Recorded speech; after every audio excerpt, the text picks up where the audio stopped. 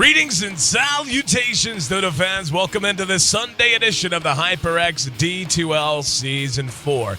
Got one team making their debut while the other looks to round out their entire play schedule with a perfect record. Alliance taking on Dignitas. Now, as announced, Alliance comes into play today 5-0. Just 2 matches left in their entire schedule, and they have a real shot at going perfect as they try to tear through the West. Dignitas, though, well, they've got a busy week ahead of them. They've got 7 matches to play leading off with their one today, and only about 7 to 8 days to get them all played across the next week.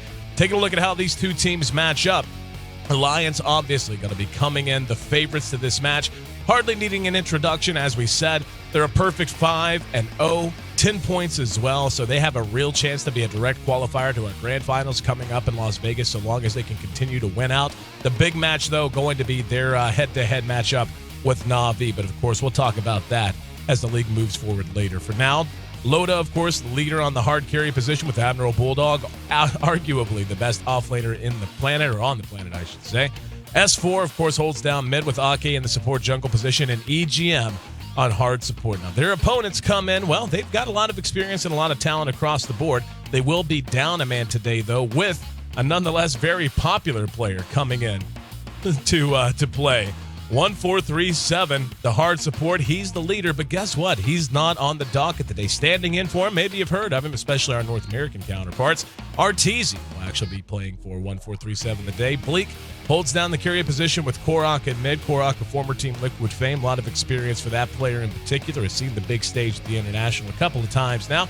Beat the support jungle player, former EG alum, and a good friend of mine. And really looking forward to seeing Beat back to playing. Oh, yeah, I was going to say, I was wondering the same thing if I had missed a piece of news. Yeah, he's not going to beat it. All right, so yeah. See, you always talk to match the plays. Always match the plays. Full of wrong burgundy, so he won't be here, but that's all right. Infinity will be in the off lane. No Beat QQ. I was actually kind of hoping he didn't find a slot somewhere again. So yeah, so sorry. Not Beat it will be Demon holding down. Well, it's no better known as J-Hood now that I think about it. I think that's the name he's running under today.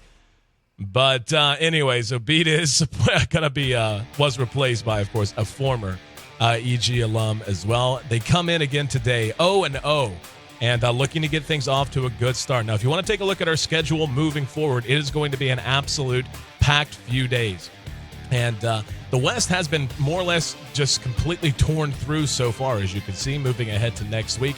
Dignitas in action quite a bit. They play on Monday. They play on, not Tuesday. Thought they would play on Wednesday, but play on Monday, play on Wednesday. They're back in action again on Thursday and on Friday, and as well as on Saturday. So, and Sunday. So, yeah, I was going to say, I'm pretty sure they play almost every day. They do have one day off, but that's going to be it. The big match, though, based on what we've seen so far, will be coming up tomorrow on the 11th. That'll be our second match of tomorrow starting at 12 p.m. Pacific Daylight Time.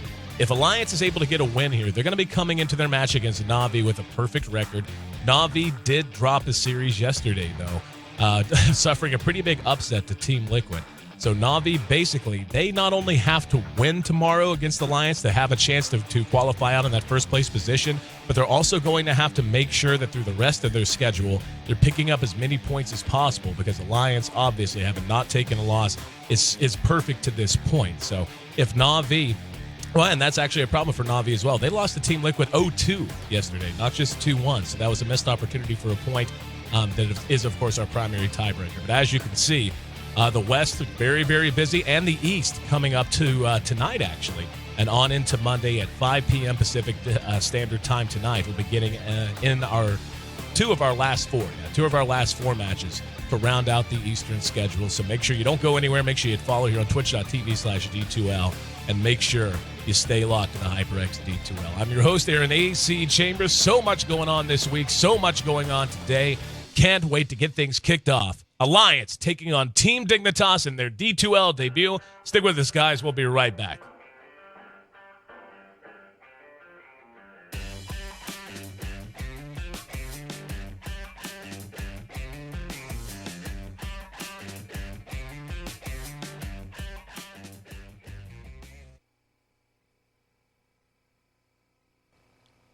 And we're live for our Game 1 debut of Dignitas here in the HyperX D2L. As we can see, the draft already well underway. Dignitas snagging up a pair of supports and the Mirana, Naga Siren, and Shadow Demon to go with our Priestess of the Moon. And Alliance sticking with what they know. They're going to snag Lifestealer for Loda, going to have Lich most likely played by Funnick, and Funnick played a pretty solid Lich just the other day. And, of course, S4's Puck. Dignitas will go ahead and grab up the Bat Rider in 4th position. To break down the draft and, of course, lend his insight and analysis to every game, not just today, but throughout the entire season. Welcome in once again, Ben Merlini-Wu. And Ben, I mean, let's be honest. Dignitas is kind of up against it here in their first debut. I mean, coming into a league in your first matches against Alliance, who comes in again with a perfect record, tough way to start. But if they can get a little bit of momentum, anything can happen. Yeah, this is a especially tough matchup for them. They have Artur, also known as RTZ, as their stand, so instead of 1437, so that's not the biggest loss there. RTZ has also been playing with some of these guys before, so it's not like the chemistry should be that off. Team Dignitas' lineup very 6.78-ish, except for the Mirana pick, but Naga Siren Shadow Demon takes a decent amount of coordination, but it's very difficult for a hero like Puck. He can just phase shift out of the Shadow Demon Disrupt, or he can just phase shift the net, or he can orb out of the net. There's a lot of things that a Puck can do, especially an experienced Puck player like S4 can do to dodge these ganks. So I don't think Dignitas should focus on mid. They should definitely focus on winning the side lanes and just let Puck farm up. Yeah, like you said, that's one of those.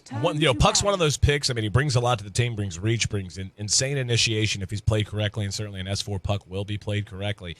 But it is nice to have that little bit of a safety net in mid where you know you can kind of ignore that a bit and apply pressure elsewhere. And S4 most times is going to be able to remain safe against just about any amount of pressure. I mean, you can see that Dignitas is going to be able to lock down single targets extremely effectively. And I really like that they already have 2 abilities that go through Lifestealer's Rage to deal with him.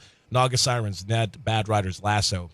Just a nice way to try and account for Loda. And, of course, the way Naga synergizes with the Mirana and Shadow Demon pick. Shadow Demon, a great setup for a Sacred Arrow. Net, probably the best setup in the entire game for a Sacred Arrow. And, yeah, I mean, Dignitas is drafting a lineup that is execution-based. And it's not execution-based as in it's a huge chain of initiation. Just move correctly, always be in the right position, and take what the other team gives you. Try to punish mistakes Alliance might make in positioning, as few and far between as they might be. So Alliance grabs up the Windrunner with their 4th pickup. Most likely that'll be an EGM Windrunner. Funnick certainly can play a hell of a Windrunner, though. We saw that in action yesterday. Or not Funnick, but yeah, EGM plays a hell of a Windrunner. We saw that in action in their last match, and we saw Funnick as well for Na'Vi play a great Windrunner. So Windrunner has been really making a comeback in the scene. Been seeing her drafted out a hell of a lot more. Dignitas going with the very first 2 bands, Admiral Bulldogs, I was almost a Lone Druid there, Nature's Prophet, as well as Clockwork. So that's something that we actually have not seen teams do. Yep. Most of them opt for something like Lich. And I think that's a pretty good move. I'm surprised that Alliance didn't pick up the Bounty Hunter. And I guess they don't really need to. And I'm curious to see what they pick up for him. Or, I mean, it could even be like an offlane Lich for him. Oh, no, Bounty Hunter. Okay, never mind. Just kidding. Yeah, that's what I was saying earlier. I thought that might be an off-lane Bulldog Lich. We saw Funnick on Na'Vi do that yesterday. I'm pretty sure I confused their names a little bit ago. I don't know why. Just in Na'Vi mode, I guess, was really focusing in on the Alliance Na'Vi series we have ahead. But it will be Bulldog snagging up the Bounty Hunters. So this is going to be a very aggressive team coming out for Alliance. Lich, not necessarily the best roamer early on, but certainly a big difference maker in the laning phase. And we actually saw just how devastating it can be if you can get Lich isolated in a one-on-one situation in the laning phase. I mean, yes, he's only going to gain so much out of it, but more to the point, he denies so much from whatever hero you put him up against. So with Ake on the Lich, he will be a support. Loda on the Lifestealer, no surprise. And EGM playing his trademark Windrunner as well. So when I look at Dignitas' lineup, picking up that Shadow Fiend, I don't mind that so much, except they're going to have to work really hard to make sure he stays safe with the Bounty Hunter and a Puck. The ability for Alliance to get on top of that Shadow Fiend and to try to make ganks happen, especially if that's going to be a mid Shadow Fiend, which really there's no reason to believe it wouldn't be. Yeah, Arteezy's going to be under some pressure early on, I would imagine.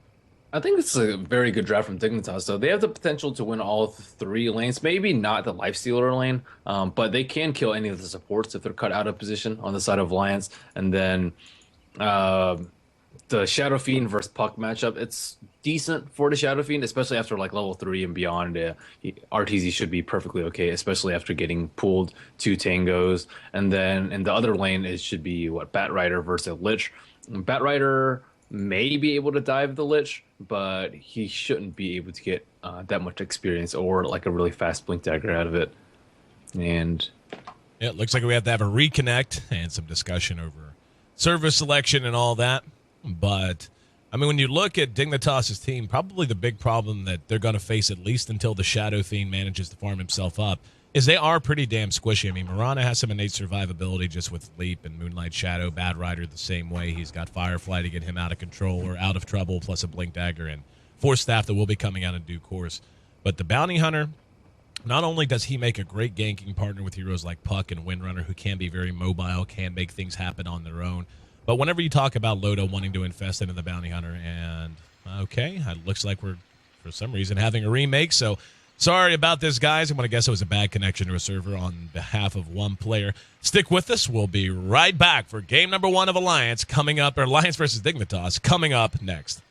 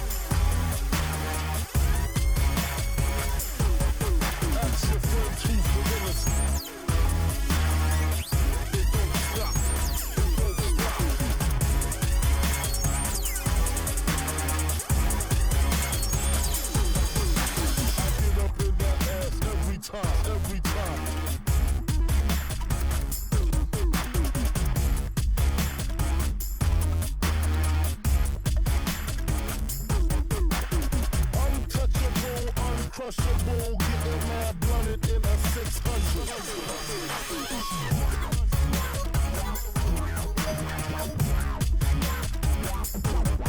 Ask your friend, choose gorillas. Don't stop, don't stop.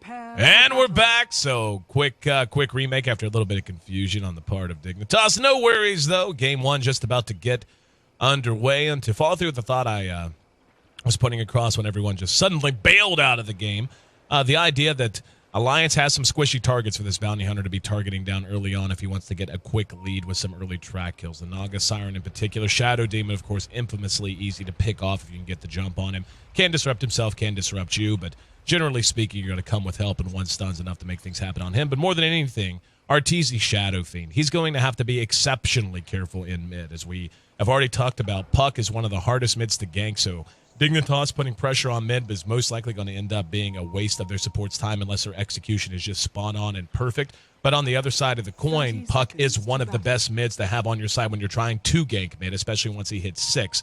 If he's able to jaunt on top of you, land a coil, and you have any rotation, even from just the solo Bounty Hunter, that's off to secure a kill against a hero like a Shadow Fiend who starts the game with such little HP and has such a hard time building in survivability. To break down the rest of the laning phase and the rest of how this match is going to go, welcome in once again Ben Merlini Wu. So the horn blows, Ben, and tell you what, I mean, looking at the lanes, who do you give the early advantage to? Dignitas. They Dignitas. actually have, yeah, I think they actually have strong lanes for once in a decent draft. And once. Arteezy's Shadow Fiend is really, really strong, though. Yep. I mean, I think Shadow Fiend in general is pretty strong. And yeah, I think they're set up for success in this early game. Bulldog and Korok going blow for blow a little bit. Korok's got 3 stacks of sticky napalm. He's going to continue to pursue him out, just being annoying, trading a little bit more pain here. These guys have hit each other about, 15 times a piece. Down the bottom, looks like we already have a lot of ultra aggression coming out as Dignitas running Bleak Infinity and J-Hood. J-Hood, better known as Demon. I'm not sure if he's actually trying to rebrand himself or if that's a today kind of thing. Demon is that kind of guy. But a lot of pressure can come out of this. I mean, again, you've got 2 excellent setups for Sacred Arrow, but obviously the general way they're going to want to engage this would probably be a disruption followed by ensnare, then the Sacred Arrow afterwards. Really care about their positioning. Well, mostly the Lich as well as, mostly the Lich Loda can kind of just sneak up for last hits here and there. And if Dignitas doesn't actually get a kill in their lanes, like, let's say, like 4 or 5 minutes in, then I would have to start giving it to Alliance because they just have a much better gank-oriented lineup. Their team fights slightly better too, and they're more likely to get experience out of lanes with Aki being on that Lich with that spell that is so annoying. Sacrifice, Bounty Hunter, trying to zone out Korok up top too. So Korok's like not getting much out of this lane at all. Yep. And the 2-1-2 seems to be really working out for Alliance as of now. The big thing, as you said, is this guy right here. Ake stepping back to use Sacrifice way back away, so he gets all of the experience from that, also leaving Loda alone. But just being able to keep these lanes pulled back, and of course, it's easy to underestimate. It's like, oh, just one creep, every 40 seconds, 50 seconds, whatever. Well, the thing about that is once you begin to do the math on that, it doesn't take long for that to be almost an entire wave denied every few minutes. So Alliance definitely going to be in decent shape down here. Obviously, they want Loda to find as much farm as he can. Oh, there's a disruption. Let's see if they want to follow it up. Sacred Arrow not going to be shot. Loda does have 1 point in rage. He actually hung on to it there, but we can already see how much damage he can do to these squishy heroes. And that's kind of the nature of this composition. Bulldog has rotated to mid and has spotted the Naga Siren played by Demon. And going to eat the Janata. S4's right there. And going to phase shift in anticipation of the Shadow Rays. But looks like no one ready to drop yet. But down here again, Loda's going to be able to bang away on Bleak and Infinity. These 2 heroes just really taking a lot of damage from a lifestealer at this stage of the game. Yeah, it seems like both heroes in mid are under a lot of pressure. Shadow Fiend actually has 12 souls, yeah, he's maxing out on souls now that he's level 4, so he's gonna be off to a tremendous start. 14-8 on the Shadow Fiend compared to 8-4 on the Puck, and usually at this point you're like a little bit behind. Oh, I didn't even see that. Yeah, you don't expect to see a first blood coming out of on a Bat Rider this early, but EGM gonna guess it. Well, no, he actually has Power Shot on cooldown, so he actually got that with nothing but auto attacks, most likely off of Bulldog slow. Yeah, and Bat Rider is actually not Korok's hero. Like, he's more of a Storm player. Especially, he can play Morphling really well, and he does really well with like the snowbally heroes, but not necessarily the initiator ones. And this is a problem that we do see very rarely with the solo laners. Is just like they just can't play some heroes. Not that they can't play them, they just can't play them to their like full effect. And I'm worried that Dignitas is going to be in this position. Oh, Bulldog, that so chicken killage. That's just, I mean, you have to be aware of that. I mean, you're at 4 coming up on 4 minutes in. You have to be aware of a bounty hunter, especially a Bulldog bounty. I mean, they're just 2 heroes where Bulldog just has hang on in mid. RTZ's probably dead here. There was a silence, and Bulldog, he didn't have a point in the shuriken. He's got 2 points on the Shadow Walk, but not a single point in the shuriken. Pretty close to hitting the raise. I thought he was going to go for a long-range raise. Yep. So, but Bulldog on the bounty and on the Nature's Prophet both. You just got to protect that chicken, man. You got to keep the courier safe. He will sniff it out. Mm-hmm. They just have to be more wary of that. And it looks like Dignitas is the one that's forced to move around early. Admiral Bulldog already on bottom. Looks like this is going to be a kill. Yep. Engaging onto Infinity. There's a slow Lotus right there. He's got open wounds. Bulldog ate the Sacred Arrow, but they just don't have the damage. There's a kill. Now, Bleak, just look how much damage Bleak ate from nothing but a few auto attacks there. I mean, that's the thing about Mirana. As survivable as she is because of Leap, and then once she gets 6 because of Moonlight Shadow. Nonetheless, in lane, she really either needs to be far away and not playing aggressive, or if she gets engaged upon, she needs a heavy helping hand from a supporting caster because they are just blowing her up at this point. Yeah, poor Dignitas right now. I didn't actually expect that the laning phase was going to go this poorly for them, but it's mainly because of Admiral Bulldog. Admiral Bulldog alone has just been totally dissecting the Dignitas lineup early. Korok can't farm on top.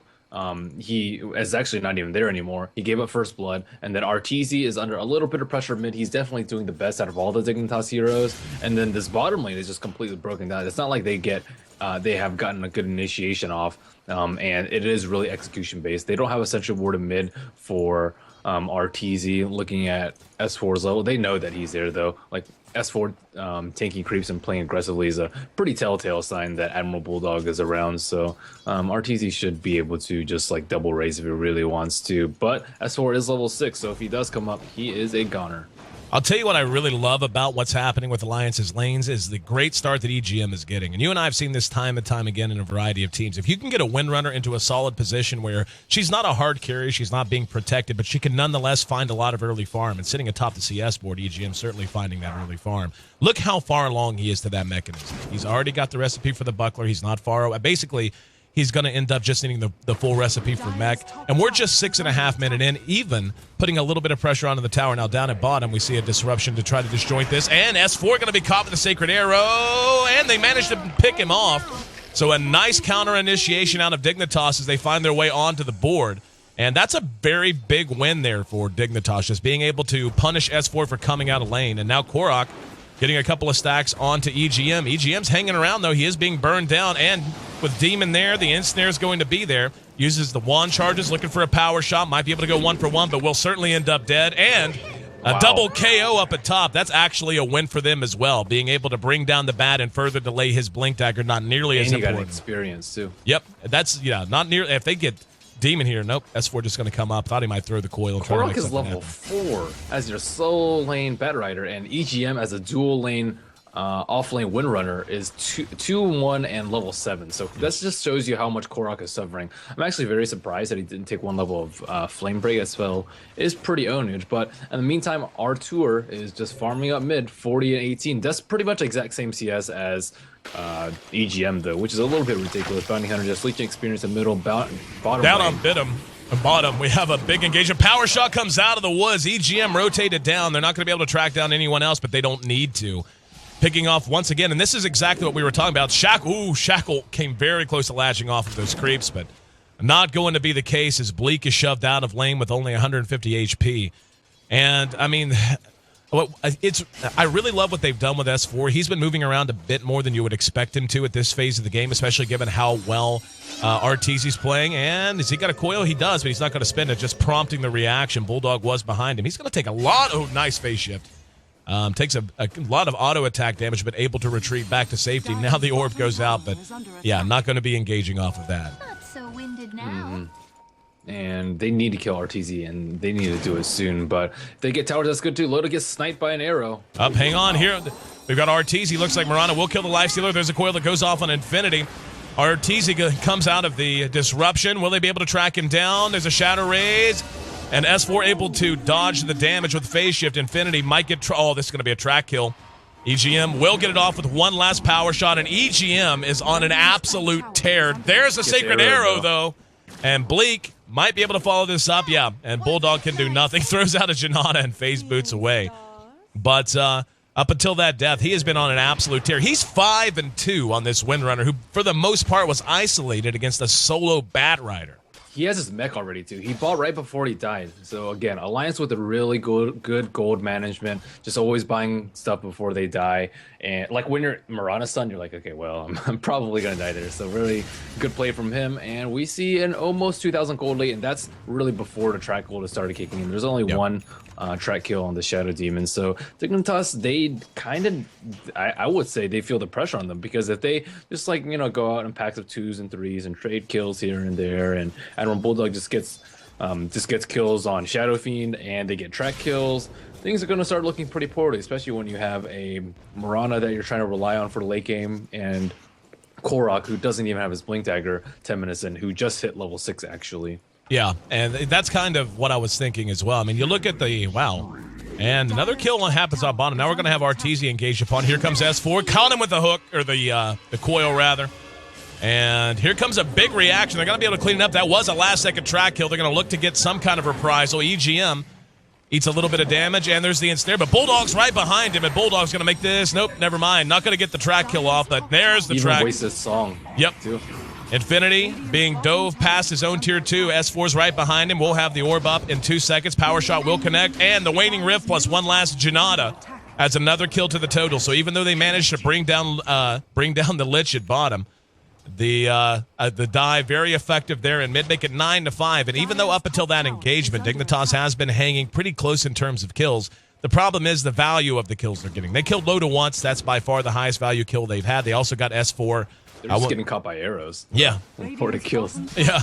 And but Alliance is managing to pick off Arteezy, managing to keep down the Bat. Those two in particular, there's so much Dignitas needs out of those reaction heroes. on top. This tower is in deny range, and Dignitas should do something about it. I expected Shadow Fiend to be protected a lot better. They're doing a good job protecting Bleak, but I think Shadow Fiend is an important hero here. Yep. And he doesn't have any escape mechanism this early, and Admiral Bulldog is going to scout this out. Loda. No blink yet on Korok. Yep, Korok fire flying around, and EGM's right there. There's a shackle, and Korok's probably dead here again. Nope, Moonlight Shadow might bail him out. Nope, never mind. Loda was coming anyway. This is going to be a free tower for them as the creeps get close. Loda's going to move in and bring it down. EGM, I mean, EGM is just an absolute terror right now. Loda will take the last hit on the tower in the meantime. Now he's going to be engaged upon. Shackle doesn't latch. He's going to be snared down. And the Demonic Purge as well. He has a mechanism he can use to get himself back in shape. Here comes Ake to try and help out. Mech is used, but he will end up dead, but not before doing a fair amount of damage. He's going to have, yep, there's the, he actually didn't get the bounce he wanted. Bulldog not going to be able to get the track kill because of the disruption. Arteezy rotates over. In the meantime, we see Ake caught out and killed out. Loda's right on his tail. Bulldog now the target. Check that. Going after the courier for a second. Being pursued by Bleak, Demon, and Arteezy. Loda trying to phase his way to safety, and that track will secure his retreat. And, you know, just the little things, once again, by Bulldog. Throwing out the track just in case they decided to run. No way they'd get there. S4 is going to try to get the kill on the tower and might get the kill. Nope. Yep. Yeah, he did get the kill on the tower and, barely dodges the raise. So S4 makes big plays. Fire there. And he almost killed off this poor Shadow Fiend as well. Yeah, that was really scary for him. And yeah, I mean, Dignitas, they're like trading decently in these exchanges. They actually managed to survive on Demon over here and managing to pick off the Windrunner and the Lich. But still, they're like losing towers here and there. Alliance isn't as their full 5, and their farm is just getting just kicking in. Look at Bounty Hunter right now. This is the offlane Bounty Hunter who just like kept running around. He has phase boost, Ogre Club, and drums already. Yep. And like you said, this is Shackle. Whoa, barely got it at the tip of that angle. 2140 gold. That is painful. Oh, man. But like Korok's decision making has just been plain, just like downright not good this game. And as he was pushing, like as they were pushing top, he's like, "Oh, I'm just gonna Firefly and try and get my Blink Dagger. I'm like 300 away." But he can't use his Firefly right before a fight. Yep. Infinity gonna be another track kill. Heard an arrow. It sounded like connect down here. It doesn't look like they're able to do anything with it. Must have hit a creep, and Alliance just in total control. They're going to take this tower for free. They've got 4 here. The gold is getting into 5-digit range already, and with that tower, yeah, by the time it updates, it will be right at 5 digits. Roshan, now a potential target. We're going to see a rotation down the bottom. S4 has a passenger. Oh, he has Blink, too. Oh, this could be so bad as they're rotating 3 and Alliance is collapsing all around him. There's the Infest out on RTZ. Bleak's there. There's a Coil. Only caught 1, though. And Shadow Fiend trying to channel the ult. He thought about it. Here comes Bulldog. Loda will be able to outrun most of that damage. Power Shock comes in. They're going to try to re-engage. Ake's right there. Doesn't have his ulti for 13 seconds. Demon trying to buy time for his team to retreat. And there's the Moonlight Shadow. Are they going to try to re-engage? There's a Shackle that caught him. No. And the Sentry goes down. And we're going to see 1-2 kills pile them up. What a play from EGM, getting the Shackle off just before the Invis kicked in. 15-7, another track kill added to the total, and that will put him over the 10,000 mark. Unbelievable play from EGM here in the first 15 minutes. Yeah, he is just absolutely carrying Alliance right now. 7-3 and 6. That is incredible. And if Dignitas had casted Moonlight Shadow like 1 second earlier, maybe 1.5 seconds earlier, they wouldn't have been caught out by the Shackle, and they could have just ran away scot-free. But yeah, S4 trying to kill Korok again, and Korok has his blink, but it's too far in. He's 1-5-1 right now, and this is like the stand-in factor because Infinity would usually play your Batrider. Yep. And then Korok would usually play your solo mid, and then Arteezy, or actually 1437, who's standing in for Arteezy, would play the Shadow Demon. But as you can see, these roles are just not working out for them. 1-7 for Infinity, 1-5 for Korok, and I mean, we saw RMN stand in yesterday, and they seem to be like doing decently well even with them. But they just need to draft better heroes for their players, I think. Alliance not about to take their foot off the pedal. They may try to dive Arteezy. They have done this is, we knew this coming into the draft, just how it was tough it was going to be to keep Arteezy safe against this lineup. And right there, another kill. That's another track kill. And you take a look at the overall net worth. That's not where you want your solo mid Shadow Fiend at 16 minutes. He's sitting pretty doing low. well too. Yeah. Well, I mean, he was. It's just too much roaming potential, too much damage. Loda has gotten active very early. A lot of times you'll see Loda play a lifestealer and play very, very passive. But with Bulldog now sitting at, what is that, 5-0 for him? Or 4? He was at 4. Yeah, he's at 4-0. 8-3 as EGM took that last kill as well for him. They're getting so much out of their secondary heroes. I mean, S4 hasn't even had that goal. Well, never mind. There's just another couple of kills, make it 3 now with Korok going to be tracked out. It's reaching the point where we might see a GG before long.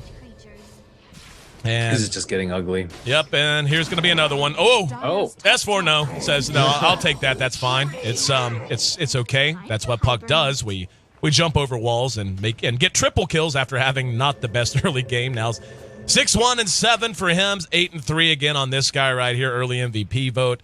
Bounty Hunter sitting at 4-0, and of course Loda sitting right where he wants to be. As well farmed as Loda is, though, he's actually behind EGM in overall net worth because of how much success he's had. Yeah, it's Loda, to be honest, has just not done that much this game. He's been able to draw a lot of pressure and create some space where other players. RTZ about to die again. That's not your jungle, Arteezy. That belongs to Alliance, and yeah, that's about what you expect. And yeah, 15,000 gold in a 17-minute game, the difference, and the experience right there as well. And Dignitas, I agree with you. I didn't mind their draft at all. And knowing how their team plays and the talent level of all of their individual players, seeing a draft like that with the individual pick-off potential of the Batrider, then the combo potential of Naga, Mirana, and Shadow Demon, if they could have freed up space for Arteezy. I mean, we saw how good he was whenever he was given a little bit of room to breathe. But Alliance just a little too good in the movement, and really the MVP once again has to be EGM's Windrunner. 8-3-7, finishes up at 530 GPM in a game that only lasted 17 minutes. What a game for him. Yeah, really, what a game from him. It's just they have players carry through for them. Sometimes, a lot of times it's S4, sometimes it's EGM. Most of the time it's Admiral Bulldog. But that's the thing about the Alliance team. You give someone a little bit of room to breathe, and they'll just completely run away with it.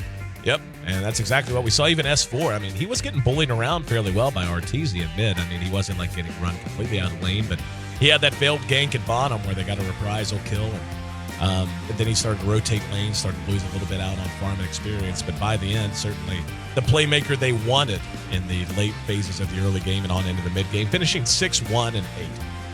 Once again, guys, thanks again for being a part of the broadcast here on the HyperX D2L. This game in the books in a hurry. 17 minutes, 12 seconds, all the time it took, while the Alliance piles up 22 kills in comparison to Dignitas' 7. We'll be looking ahead to Game 2 coming up next. I'm your host, Aaron A.C. Chambers. The other voice you're hearing on the end of the line, breaking down all of the nuts and bolts of the game. That's Merlini, of course. And Merlini, my friend, it's, Dignitas, this is their debut. What can they do to get things back on track moving ahead into Game 2? And I think you made a great point, and this is something I probably should have touched on before throwing it to my face. But what do you think they can do to make up for the fact, like you said, the stand-in factor? Everyone's kind of out of position right now, and they're playing against Alliance with that handicap. I'm not exactly sure. They just don't have two, they don't really have two solid support players right now. I mean, Infinity is good on support, and Demon is too, but Korok, Artesian, I don't know. Maybe just draft a better hero for Korok. That's about it. That's seemingly the weakest thing in the lineup right now. I think Infinity didn't do too well just because he couldn't really react to the movement from Admiral Bulldog. So just draft a little bit better. That's really all you can do, and hope for a better Game 2. All right, there you go. We'll see if they can get it together and force a Game 3 here in their D2L debut, or if Alliance is going to knock out one of their last 2 remaining series with the win. Again, tomorrow, the big match, especially if Alliance gets a win here and they come in undefeated, they'll be facing off against Na'Vi. So Dignitas with the chance to throw the entire bracket in the turmoil. We'll see if they can do it coming up in just a few minutes. Stick with us, guys, here on the HyperX D2L. We'll be right back.